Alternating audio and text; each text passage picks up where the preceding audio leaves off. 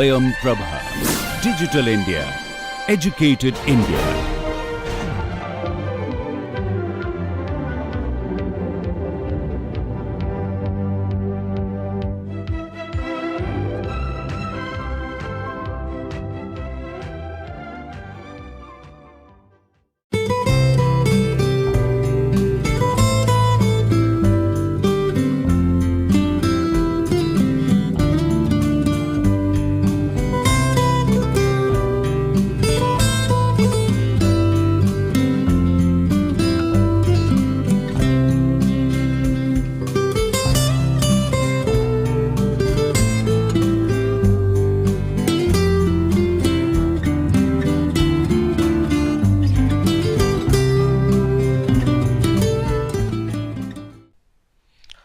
Welcome to chapter 10. In this chapter, we'll discuss the memory system. So up till now, we have been very vague about the memories that are used in a typical processor system. So in this chapter, we'll look into this in great detail. This is again the 10th chapter of the book, Computer Organization and Architecture. It has been published by McGraw-Hill in 2015. And you will get copies of this book in almost all the countries via Amazon. So if there is any problem with the availability, you can kindly send the author or the publisher an email. So we will discuss this chapter. We'll discuss 4 separate sections. One is an overview of the memory system. Then we'll discuss caches. We'll then go into the details of a memory system, look at mathematical models, and finally discuss something called virtual memory. So up till now, we have assumed that the memory is one large array of bytes. Sorry about that. Yeah, we have assumed that the memory is one large array of bytes. This large array starts at 0 and ends at 2 to the power 32 minus 1 if we assume we have a 32-bit memory system. So every program will perceive the memory as one huge array of bytes. For each of these is 1 byte.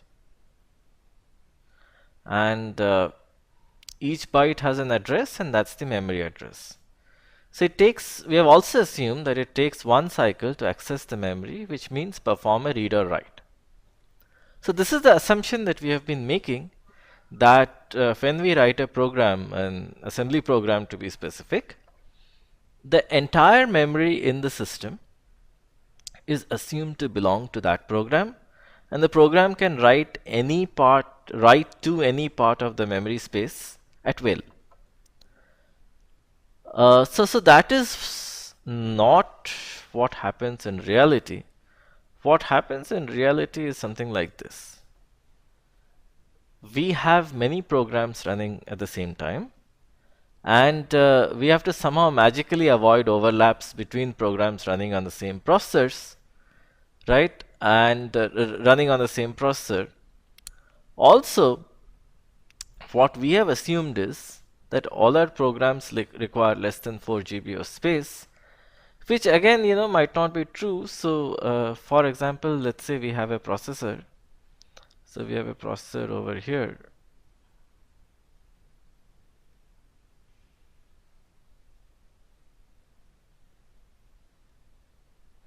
And the memory might be 1 GB, 1 gigabyte. So in this case, we'll have to live with this limitation. So all our programs still need to run over here. And it is also possible that one of our programs, we can have, let's say, 64-bit addressing. And it's possible that we have a program that requires 8 GB of space. And we have 1 GB of physical memory. So how would we run such kind of a system? This is what we will discuss in the latter half of this chapter, when we'll discuss virtual memory. So let me try to motivate this as follows. So we have essentially made 2 assumptions. One assumption that we have made is that one program, one running program in a sense owns the entire memory system. So that is one first assumption that we made, that the entire memory system belongs to one program, right? So basically that's the first one. The other assumption that we have made is that for a 32-bit memory system, the physical memory is 4 gigabytes. That need not be the case. So we can have a small physical memory, for example,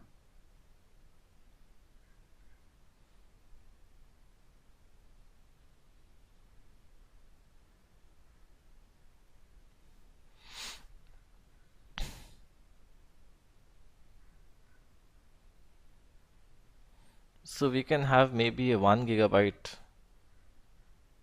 physical memory, and then we need to see how to run a program on such kind of a system. So let's first take a look at the assumption number one. So this is a screen capture of the Windows Task Manager. So the Windows Task Manager shows all the programs that are running on my system at this very point of time. And as you can see, I'm running Skype, which is taking 89 megabytes of memory. I'm running PowerPoint, which is taking around 79.8 megabytes of memory. Then I'm running many more programs. As you can see, if I just scroll down, I'm maybe running 100 odd programs. Sorry, I'm running 74. I'm running 74 programs. So a process is actually a running instance of a program. So I'm running 74 processes. So it is not that my CPU is running all 74 at the same time. It is, of course, it runs one program at a time, but it will switch between programs periodically. So let's say, it is running program number 1, then the CPU will switch and it will run program number 2. Then it will switch and it will run program number 3. So it periodically switches, right, between programs, and then again it can, again switch back. So when I'm running all of these programs and each program is assuming that the entire memory space belongs to it, there is a possibility of an overlap, in the sense that one program writes to one memory address, another program mistakenly writes to the same memory address, so we have an overlap. So this is something that should be avoided. But the most important point that should come out from this slide is that at any point in a system, multiple programs are running, are alive at the same time. But of course, a given processor, so let's say there is one processor can only run one program at one time, right? So if it is running, only way of running multiple programs is that it runs one program, and after some time it again switches and it runs one more program, right? Again, so it sort of switches between the multiple programs. But even if it switches, we have to ensure that, if one program has written to, so let's assume that this is the memory space that we have. If one program has written to, these regions of the memory space, then the other program does not, the next program does not touch these spaces. Otherwise, there'll be a problem. So we need to solve this. Also, we have been making some more assumptions. We have been assuming that the entire memory, takes the same time. It takes one cycle to access any part of the memory system. So that's not correct. So let's take a look at the different kind of technologies that we have learned, which can actually be used to make a memory system. So one is a master-slave D flip-flop that we talked about. So its area, typically is very large. So it's around 0.8 micron square. So it's a fairly large structure, but it's fairly large and it's fairly fast as well. So in a fraction of a clock cycle, it's possible to access the flip-flop and also do more work. In contrast, if I consider an SRAM cell, in a cache or in, so I should rather make it in an array of SRAM cells.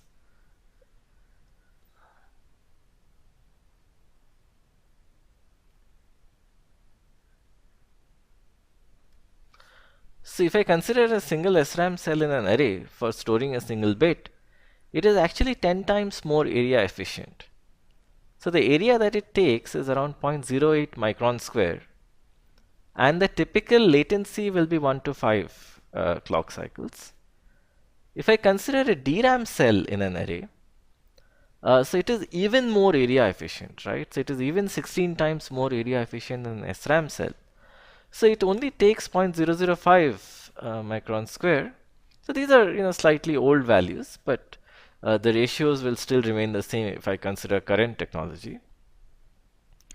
So a DRAM cell would take something similar, 0.005 micron square, and the typical latency, however, for accessing a DRAM array is very high. It's around 50 to 200 cycles. As we can see that DRAM is the slowest,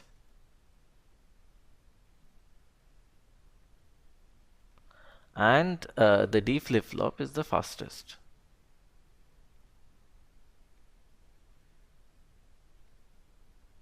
Right? But well, speed comes at a price, and the price is area efficiency, and this is sort of at the middle. Right? So SRAM is in the middle, but as we see that as we increase the area, and increased area also means increased power, the latency decreases, so our cells are faster. And similarly, when we go and we used a DRAM cell, the area is very small, but the latency is high. So all of these things you can again go back to chapter number 6 on memories and DRAM cells and SRAM cells. So if just in case some of you have forgotten, you can go back to chapter 6 and take a look at it once again. So just to refresh your memory, a DRAM cell is actually a single capacitor. A SRAM cell is a cross-coupled inverter.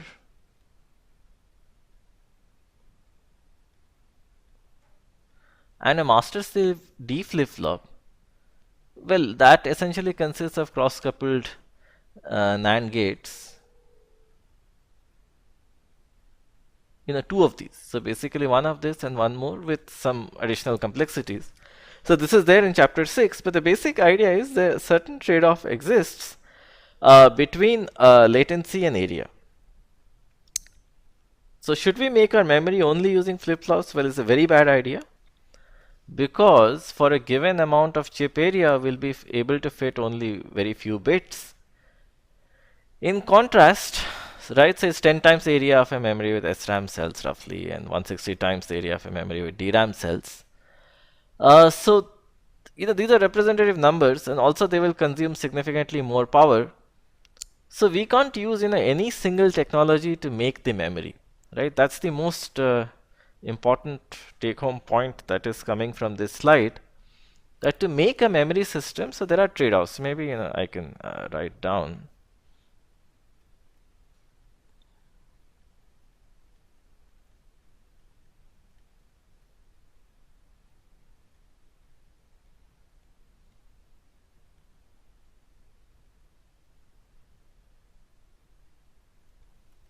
So there are area versus latency trade-offs. So as the area increases, the latency decreases. And similarly, the power versus latency trade-off as well.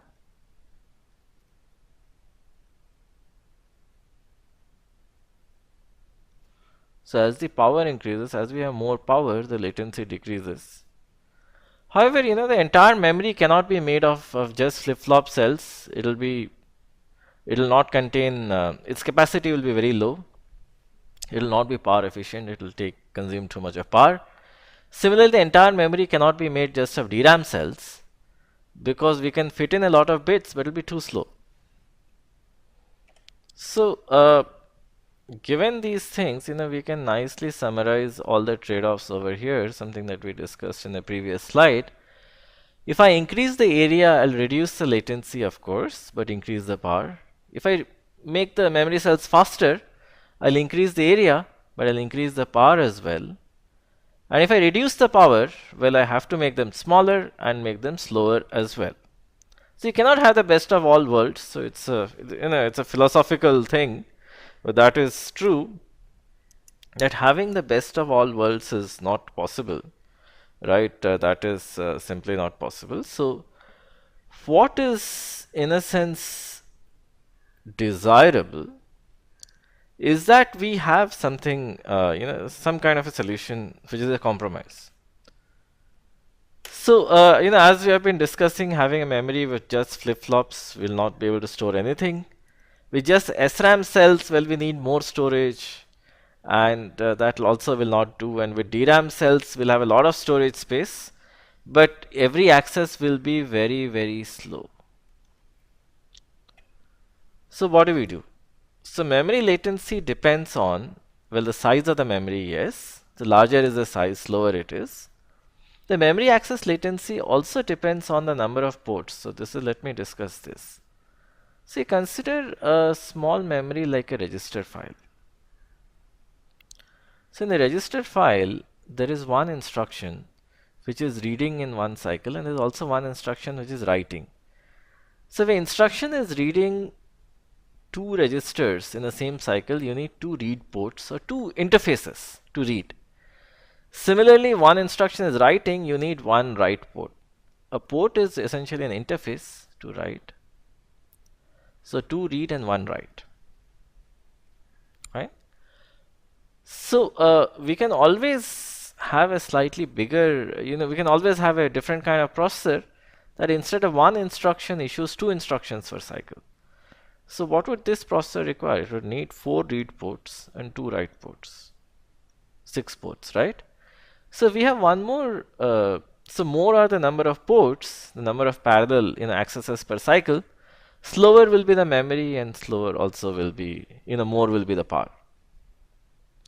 And then the latency also depends on what kind of technology we use. If it's a SRAM or a DRAM or a flip-flop, it'll take different amounts of power and latency and area, as we have discussed, right?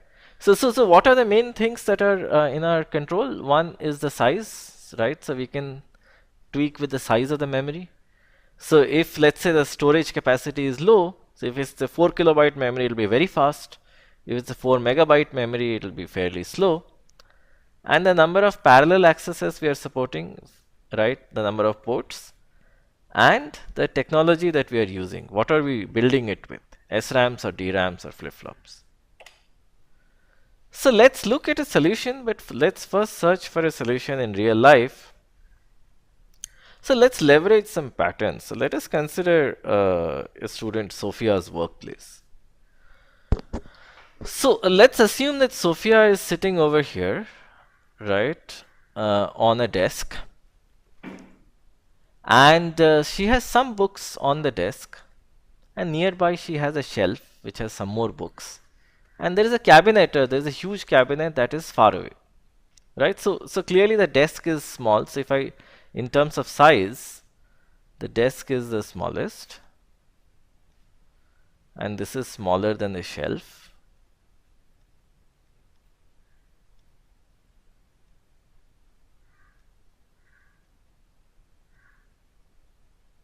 Which is smaller than the cabinet. Right, so the cabinet is huge. Cabinet is huge, it's far away. So what is one thing that we can see from here? Accessing a book from the desk is fast and quick, but the desk also has small size. Then we have the shelf, which is slightly larger, and it can fit more books. And then we have the cabinet, which is really large. So what would be the right way for Sophia to organize her books? The right way will be for Sophia to keep the most frequently accessed books on her desk. Right, so the books that she is reading. For example, if she is preparing for an exam, she can keep the books that are the most related to her course, to her exam on her desk. She can keep the slightly less frequently accessed books on the shelf. Right, some books, some reference books can be kept on the shelf, which are not used all the time, but can be used sometime. And the rarely accessed books, which she hardly ever reads, there will be many such books, and they can be kept in the cabinet, right? So we can have, so what is most important is we need to note these three words: a desk, a shelf, and a cabinet. A desk is small and so essentially a desk is small and fast. So what this means is that you can get a book from the desk very quickly. In contrast, a cabinet is large and slow. So it takes a lot of time to actually find a book inside a cabinet because it's large. And so that's the reason it's large and slow, but it has more capacity. And a shelf is somewhere in the middle. So if I'll just look at size, so basically I just can write it once again that a desk is smaller than a shelf, is smaller than a cabinet.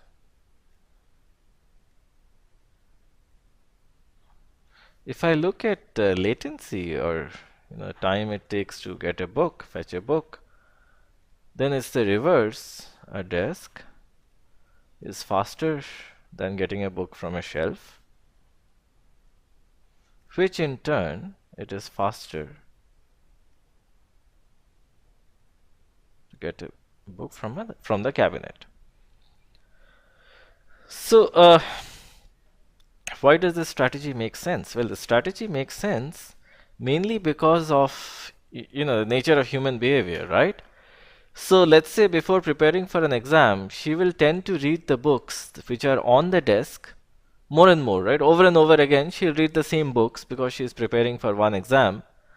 And so in the same window of time, which is maybe a day or 2 or 3 days before an exam, a certain set of books will be accessed. After that, if there is another exam, one more set of books will be accessed. So any kind of such a pattern is called temporal locality. Temporal means time, it's the adjective form of time. So in a short duration of time, when we access the same thing over and over again, that's called temporal locality. In this case, before an exam, the same books will be accessed over and over again. Because of the phenomenon of temporal locality, it makes sense to have a small desk where we can keep our books. So most of the time, maybe 90% of the time, we'll get the books from the desk. Then again, it makes sense to have a shelf. And out of the remaining 10%, right, maybe 9% of the time we can get the books from the shelf because the shelf is larger. And then again, we can have a large cabinet where the remaining 1% of the time we need to go. So the advantage of this particular organization is that 9 in 10 times we can get the book within arm's reach.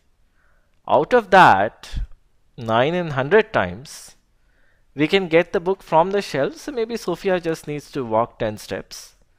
And only 1 in 100 times does she actually have to make a trip to the cabinet which is at the end of the room.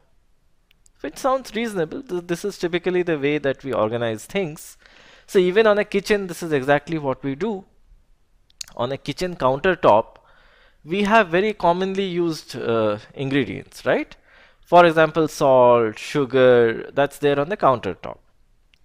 Then we have a small shelf, or we have a refrigerator which contains other items which cannot be kept on the countertop because of space. So that includes vegetables and meat. And then we might have some more items that we use very, very rarely. So in that case, it does not make sense to keep them at home. We can always, if we want to make something that uses a very rare ingredient like saffron maybe, we can go to the market and buy one.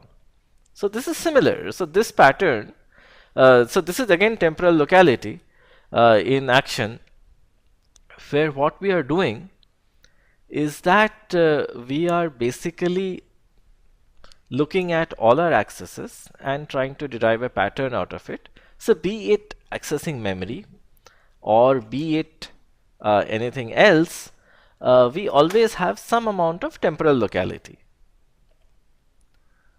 So now let's look at some other patterns. So let's assume that Sophia was taking a computer architecture course. So she had computer architecture books on her desk. After the course is over, well, the architecture books will go back to the shelf. And then, once the exam is over, what do?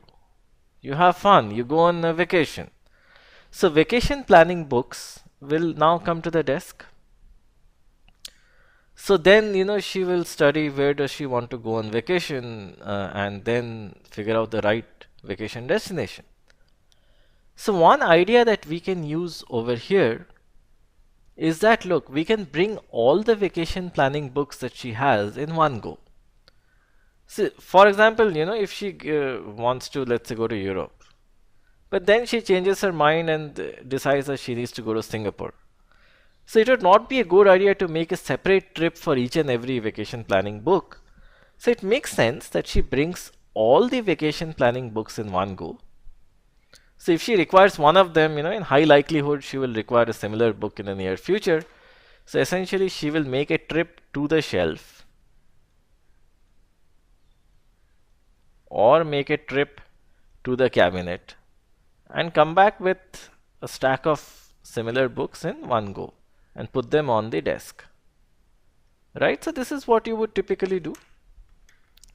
And even let's say when you are cooking and you decide that you want to cook with some spices, then it makes sense to actually go to the shelf and bring in ginger, garlic, green chilies, everything together, because most likely if you have used ginger now, you'll require garlic half a minute later.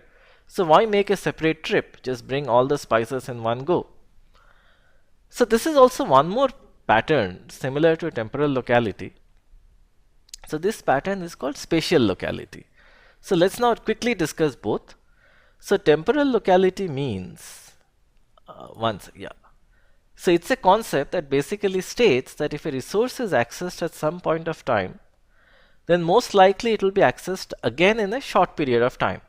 So we saw that example that when Sophia was preparing for a computer architecture exam, she was accessing the computer architecture books repeatedly over a short period of time. After the exam, she decided to go on vacation. So then she brought all the vacation planning books to her desk. So this pattern is called spatial locality. So it is a concept that states that if a resource is accessed at some point of time, then most likely similar resources will be accessed again in the near future. So we discuss spatial locality in the context of a kitchen. That let's say I am cooking, and I decided to make a curry. So then I got some ginger from the shelf, but most likely if I've got some ginger, I'll get some garlic and some chili powder later. So I would rather bring all the spices that I have in one go. So this pattern is called spatial locality because there's a very high likelihood that any cook who has used ginger will also use garlic in a very short interval of time. So let us verify if the programs that we write are similar to our behavior in real life, and they also exhibit temporal locality. So let us define the concept of stack distance. So let us have a stack. So recall that a stack is a last in first out structure. So similar to a stack of books or anything. So let's just quickly look at what a stack is. So it's a data structure where we just put in data like this, and we can just push data, and also we can pop data out, right? So we have also discussed about a stack in chapter 2. So it supports only two operations, push and pop. So let us have a stack of memory addresses. So whenever we access an address, we bring it to the top of the stack. So for example, addresses are accessed in a stack. So so what we do is that let's say we had accessed one address some time ago, so it sort of went down the stack. Whenever we find it, whenever we access it once again, we search for it in the stack, we remove it from its position, and we again put it at the top of the stack. So let's follow this algorithm. So stack distance is defined as the number of entries between the top of the stack and where the address was found. And of course, if you don't find the address in the stack, it is infinity. Alright. So what's the stack distance again? It's the distance from the top of the stack and the position in the stack where the given address was found. And if the address was not found, then the stack distance is infinity. So in a certain sense, this quantifies the reuse of addresses, because if the stack distance is low, what it essentially means, so if this is the stack, right, and let's say the stack distance is low,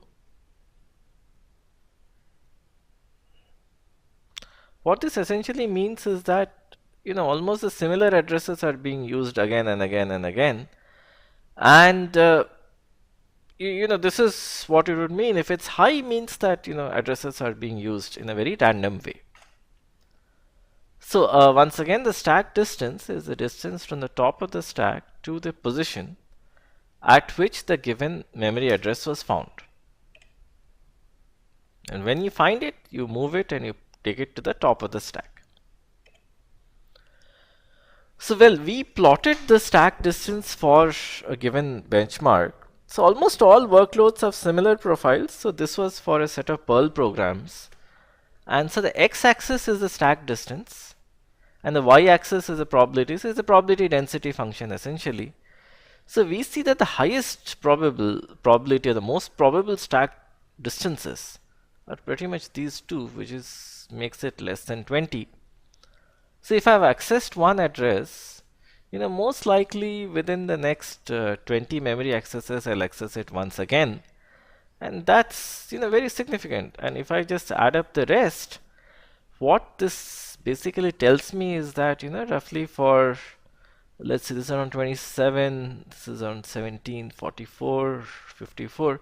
So roughly for around 60% of the addresses within 50 memory accesses, I'll access it once again. So the stack distance per se is low. And since the stack distance is low, it tells me that there is a certain amount of temporal locality in memory accesses, right? And where does this temporal locality comes from? It comes from the way that we code. So how do we typically code? The way we code is that we write a function. So the function would have some kind of a for loop, which will just run again and again and again. And then it'll have, so basically here a similar set of addresses, or maybe the same set of addresses will be accessed over and over. Then again we'll have another for loop where again the same kind of addresses will be accessed over and over. So this is exactly this pattern of the way that we write programs, where you call similar pieces of code, similar functions, access similar kinds of data over and over in for loops and while loops. This is essentially what gives us temporal locality, and thus we have a small stack distance. So let me just remove the, 1 second, yeah. So most stack distances are fairly low, and this indicates to us that there is a high degree of temporal locality in the set of Perl programs that we consider. But even if we were to plot this graph for other kinds of workloads, we would see similar distributions. So to quantify spatial locality, let us define a term called address distance. So let's do one thing. Let us maintain a sliding window of the last k memory accesses. So which means that the last k memory accesses that a processor saw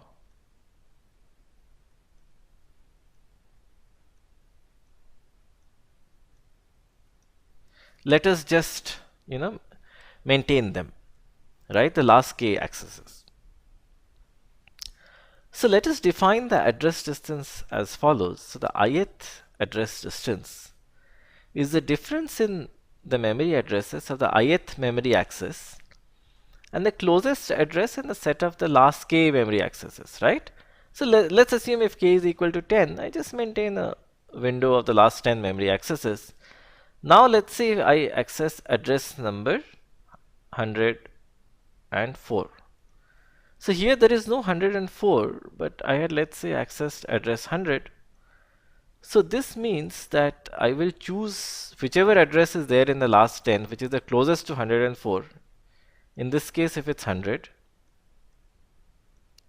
I will choose this, and the address distance, the difference between these addresses, the absolute value, or maybe just the difference, and in this case the difference is 4. So this, in a sense, shows the similarity of addresses. It basically tells us that if I was in a certain memory region at a certain point of time, and then I make one more memory access, how far away is it actually, right? So let me now explain the logic of the sliding window. Well, the logic is like this. So how do I write programs? The way I write programs is maybe, I would set the value of some variable. So let's say, okay, let me consider another example which is more apt maybe. So let me consider an array. So let me maybe erase this and start once again. So let me consider an array. One second. Yeah. So let me consider an array here of values.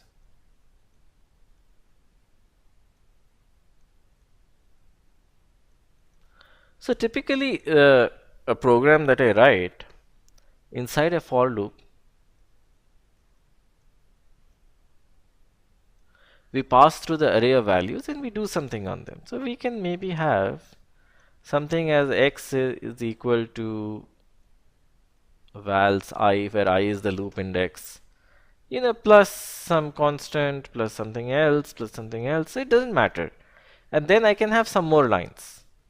After that, I'll come to the next iteration of the for loop, increment I, and then access vals I plus 1. So when I access vals I plus 1,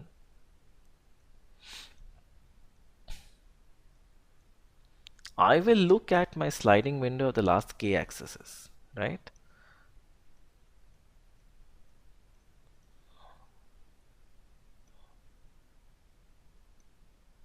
So in the last k accesses, depending on the value of k, if it's well chosen, I'll definitely find vals I in here, and this will be the closest memory address to vals I plus 1. So the difference between the addresses is the size of an integer, which in most systems is 4 bytes. So this will be the closest, so the address distance will be 4. So what this is telling us is that the first thing it's telling us is that in most programs, we typically access similar data, and similar data will be there in structures such as arrays, or can be there in a linked list where the structures are allocated side by side in memory. But most commonly arrays and most commonly variables defined in the same region of an activation block. So they have similar addresses. So when I access variables with similar addresses, like in this case I'm accessing in one iteration vals I, in the next iteration I'm accessing vals I plus 1, we will see that a notion of spatial locality is coming, right? So in particular for the vals array, since I'm accessing the elements consecutively, so if I consider the vals array, I am accessing the elements consecutively. First I access I,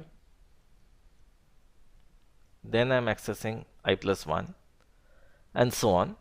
So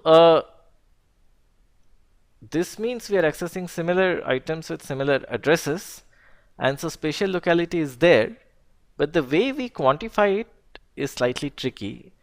So I cannot compare the address of vals I with the address that I accessed the last, because there might be several lines before it as well, which might be accessing other addresses.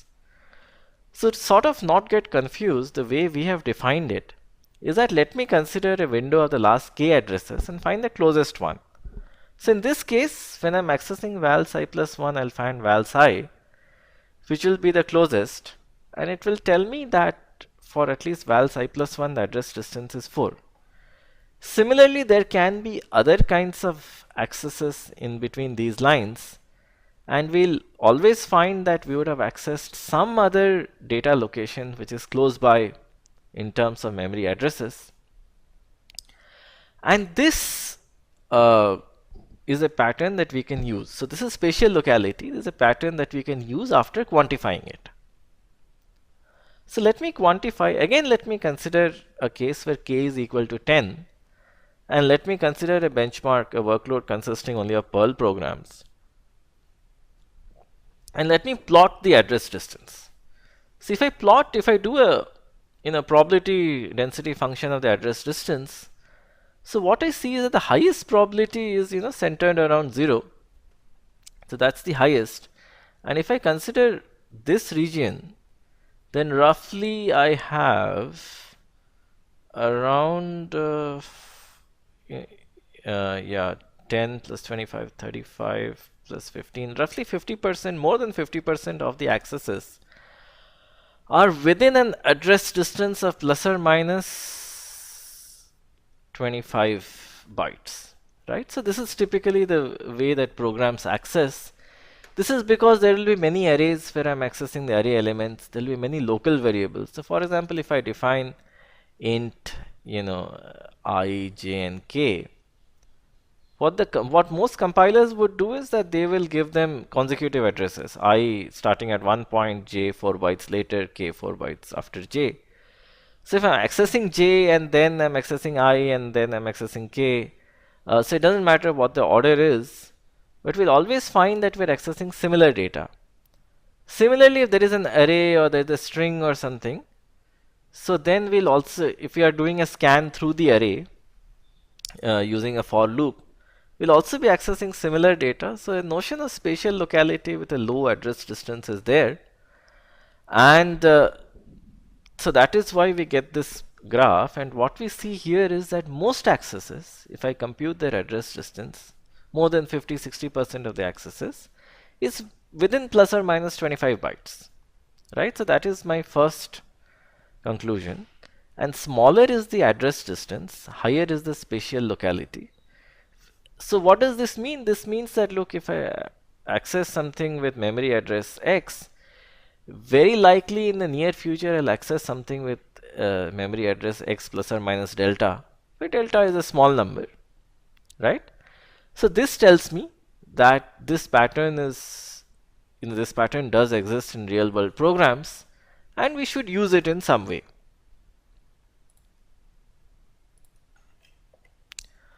So address distances are typically plus minus 20, plus minus 25, and this tells us that if we access some data in the memory, we'll very likely access some other data where the addresses are very close by, and this is essentially high spatial locality. So let us see how we can exploit temporal locality. The way we can exploit temporal locality is as follows, that instead of, we can have a hierarchy of memories where main memory is the last level. So let me maybe put the processor over here to station it at the right point. So what we can do is we can have a hierarchy of memories. Say L1 cache can be small and fast, similar to the disk. The L2 cache is somewhere in the middle, so it's similar to the shelf. The main memory is large, so it contains almost everything. That's similar to the cabinet, so the main memory is large and slow. So similar to Sophia, what the processor would do is that first it would access the L1 cache and search for data. If it finds it, well and good. Otherwise, so hopefully most of the time, because of temporal locality, 90% of the data will be found in the L1 cache. If it does not find the data in the L1 cache, it will go to the L2 cache, which is larger and slower. If it does not find it there, then the processor will go to the main memory, which is the cabinet. And how do we ensure that the L1 is fast? Well, so we make the L1 small, so we have a reduced capacity. So make it small. Smaller means faster. Also use SRAM cells to build it. Right? Flip-flops are expensive, so let's use small and SRAM cells. So L1 will be able to access within 1 to 2 cycles, and L1 cache is also small, So it's several kilobytes. So let's say 16 kilobyte is a representative figure nowadays. Then the L2 cache we can build with again SRAM cells, but it will be much larger. So it can be somewhere between 256 kilobytes to maybe 4 megabytes. And the main memory can be made with DRAM cells because we need high storage and we don't mind the ultra high latency. So this can be 4 gigabytes, 8 gigabytes, 16 gigabytes, does not matter. Right, so this is how we tie up our processor system with what Sophia was doing. So the same way that she had a desk, a shelf, and a cabinet, we have a hierarchy of memory structures. We have a very small and very fast one, typically 1632 kilobytes, called the L1 cache. Right, a cache means it's a section of the memory. What a cache means is that it's a small subset of the overall memory. So it is small. We then have an L2 cache slightly larger, 256 kilobytes to 4 megabytes, again made up of SRAMs. And then we have a DRAM based structure for main memories, right? It is DRAM based.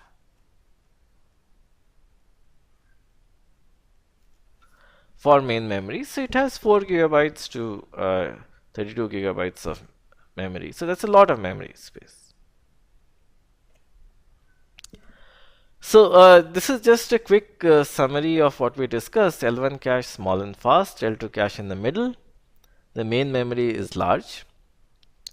So this is a hierarchy of caches. So the main memory will contain values for all the memory locations. So we might relax this thing later, but for the time being, let's take it as a gospel truth that the main memory will contain all the memory locations and the caches will contain a subset of memory locations. So let's assume that in a system there are 2 billion, right? Billion with a B memory locations. So the main memory will contain all of them, but the caches will contain a smaller subset. The L1 cache might contain a few thousand, L2 cache might contain a few million, that way. So let's now discuss the access protocol and also the way that we organize our hierarchy of caches. So typically we consider an inclusive cache hierarchy. So this means that the L1 cache contains a subset of addresses that are there in L2, and the L2 cache contains a subset of addresses that are there in main memory, which contains all the addresses. So explaining in another way, the main memory contains the entire set. So let this be S1. Let this be set S2 and let this be the entire set S. So S1 is a subset of S2 and S2 is a subset of S. So this basically means that there will never be any line, any cache, any address, sorry, not a line, an address, which is present in L1 and not present in L2. There will never be any address which is present in L2 and not in the main memory.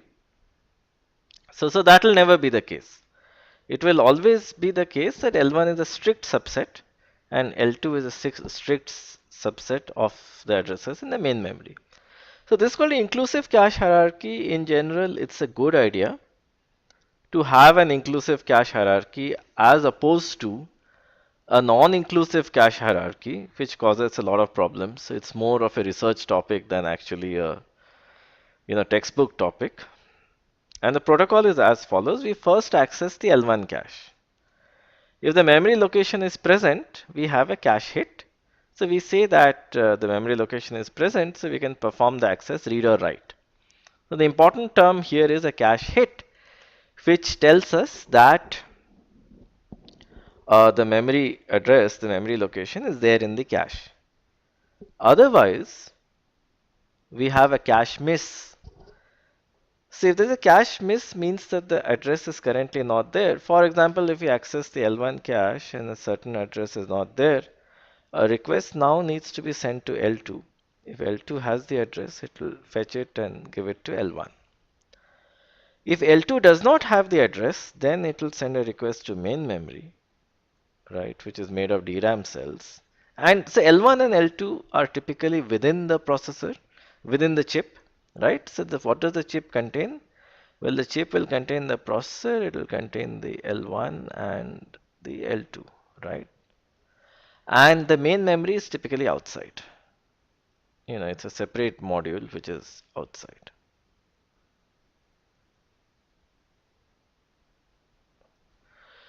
So if we have a cache miss, so what we need to do is we need to fetch the value from the lower levels of the memory system and populate the cache. And this can be followed recursively, which means if L2 does not have, it can send it to main memory. And main memory will always have the data, right? That's the assumption we have been making.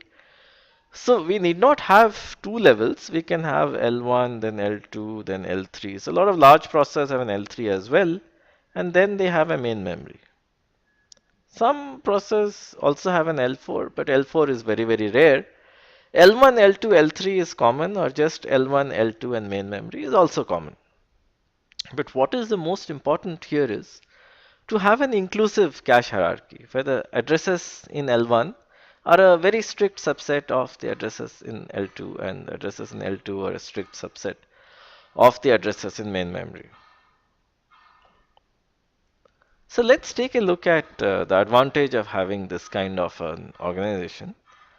So let us consider that the hit rate in L1 is 95%, which means that for 100 accesses sent to the L1, 95 find their address inside L1 and it takes one cycle. Let's then assume that the L2 hit rate is 60% and it takes 10 cycles to access the L2. And then it goes to main memory where the hit rate is 100% and it takes us 300 cycles to go to main memory and get the data back. So in this case, 95% of the memory accesses will take a single cycle. 3% will take that additional 10 cycles, right, to go to L2 and get the data back. And 2% will actually take that additional 300 cycles after accessing L2 to get the data from main memory, right? So this is telling us that, look, for most of the time, most of our memory accesses are fast, reasonably fast, both L1 and L2. And a very small percentage of them will actually take 300. So these are very, rough, crude numbers. It's not 300 exactly. It's 1 plus 10 plus 300. But we look at the performance of the memory system in some great detail. That's the reason, these numbers are very crude at the moment. But the important point to note is that if you have a hierarchy, most of the accesses will hit at the highest level, which is good because the highest level is the fastest. Then gradually smaller and smaller percentages of accesses will trickle down to the lower levels. So we need to design a system where the least number of accesses actually come down to the lowest possible level. Now so the previous discussion was on exploiting temporal locality. So how do we exploit spatial locality? So well, let's look at the address locality plot. So the plot was over here.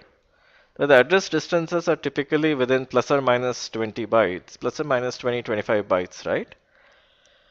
So this means that we have fairly high spatial locality. So let's use this pattern.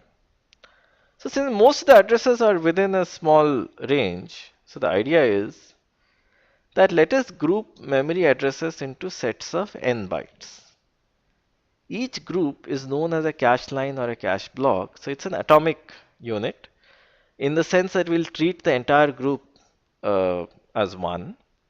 And a cache block can typically be 32, 64, or 128 bytes, right? A power of 2.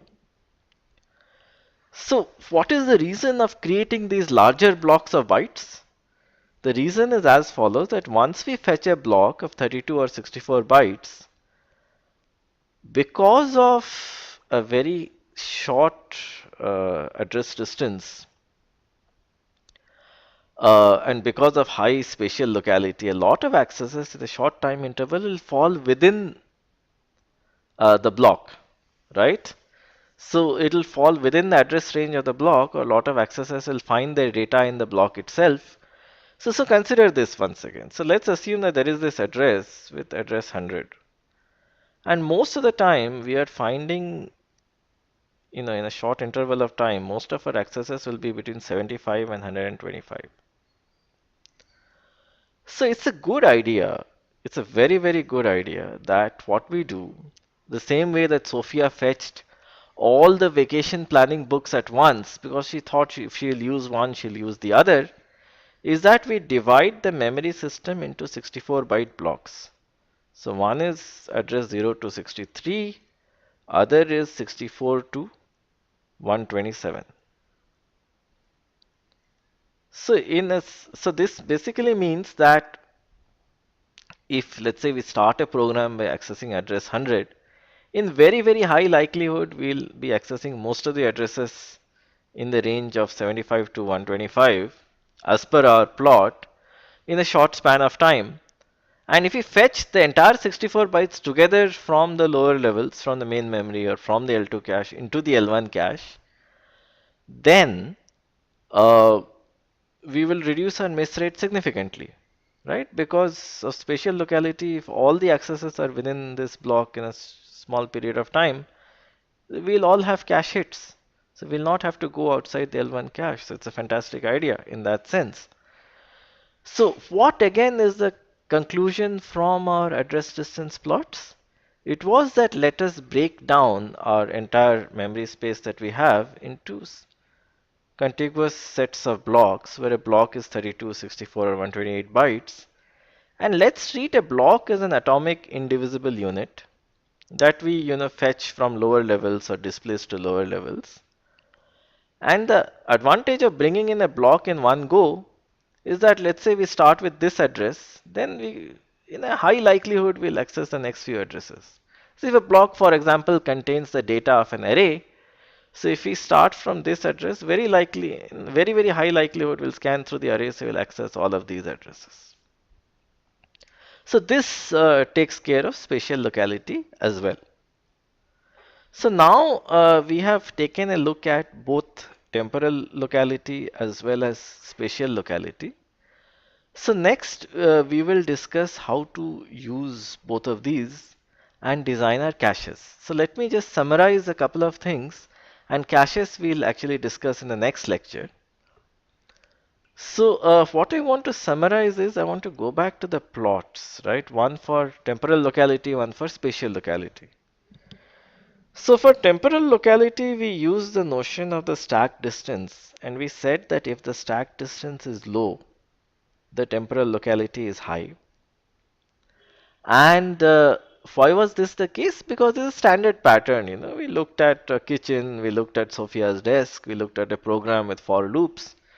So since we access similar data, over and over again in a short period of time, it makes sense to actually have a cache hierarchy where you have a small and fast L1 which acts like a desk. So most accesses can be served by the L1. If you don't find it in L1, you have a larger L2 which acts like the shelf. And finally, you'll have the cabinet which will have all the addresses.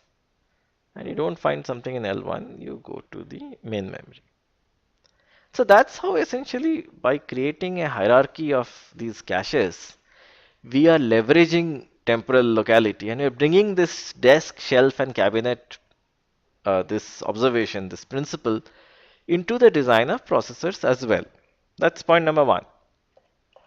Point number two is that we plotted the address distance distribution, which measures the similarity in addresses, right, that the processor is accessing. We found that most of them are within plus or minus 20, 25, 30 bytes.